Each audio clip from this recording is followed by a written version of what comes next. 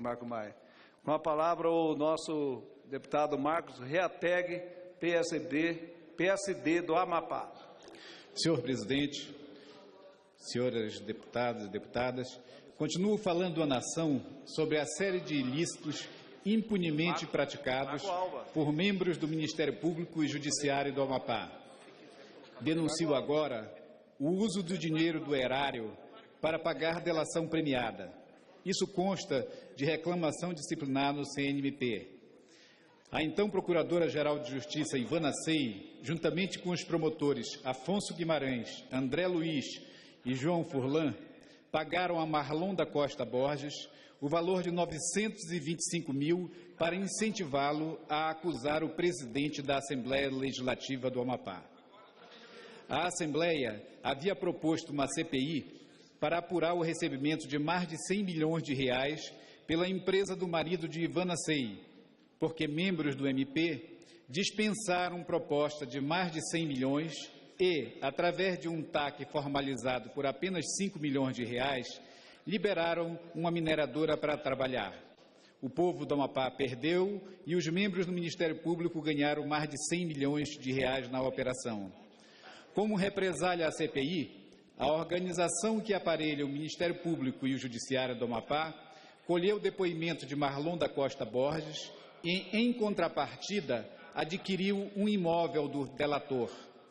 Acontece que Marlon já havia vendido o mesmo imóvel 2 meses antes da venda ao MP para Maria das Graças Aguiar, pelo singelo valor de 250 mil reais, ou seja, por 1/4 do valor vendido ao Ministério Público, tudo documentado na reclamação ao CNMP. As informações sobre a compra foram publicadas no Diário Oficial do Estado, fato que demonstra a confiança da organização na sua impunidade. A compra de testemunha com dinheiro público, mediante a farsa na aquisição do imóvel por quase 4 vezes o seu valor, utilizando o dinheiro do povo, seria suficiente para que fosse decretada a prisão dos envolvidos. Mas os membros da organização foram além. Após consumada a compra do testemunho, o dinheiro foi depositado em uma das contas de Marlon, que solicitou ao juízo o desbloqueio dos seus bens de natureza alimentar. O promotor Afonso Guimarães manifestou-se pela procedência do pleito, sendo deferido o desbloqueio apenas da conta salário de Marlon. O promotor Afonso Guimarães, porém, não se conformou, peticionou nos autos, requerendo o desbloqueio de todas as contas do delator, assumindo assim claramente a sua defesa. O pedido foi novamente deferido, sempre pela juíza Laide de Paula. Isso não foi surpresa, pois a juíza Laide de Paula, que deferiu os pedidos do promotor Afonso Guimarães para liberar o dinheiro pago pelo Ministério Público ao delator, é integrante dessa organização.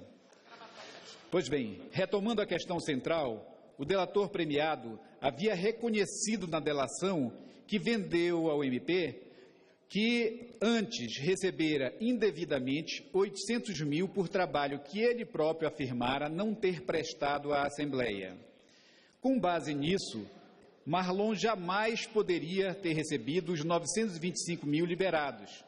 Ainda que a compra e venda do imóvel fosse regular e legal, e não era, pois o dinheiro deveria garantir o confessado desvio do dinheiro público.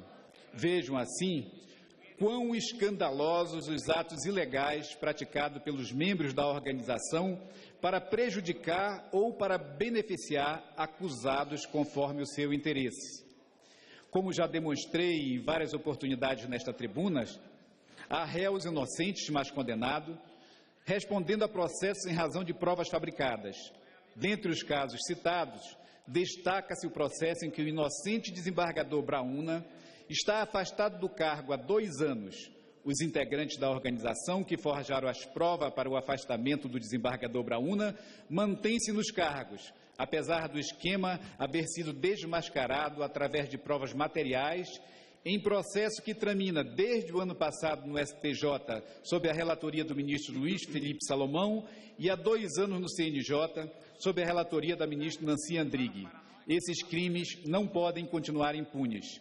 Solicito ao presidente que este pronunciamento seja divulgado na Voz do Brasil e cópias sejam enviadas ao CNJ, CNMP, Procurador-Geral da República e aos ministros Luiz Felipe Salomão, Nancy Andrighi, João Otávio de Noronha, este último presidente do inquérito que investiga no STJ ocorrência de crime no âmbito do TCE, Ministério Público, Executivo, Assembleia Legislativa e Tribunal de Justiça do Amapá.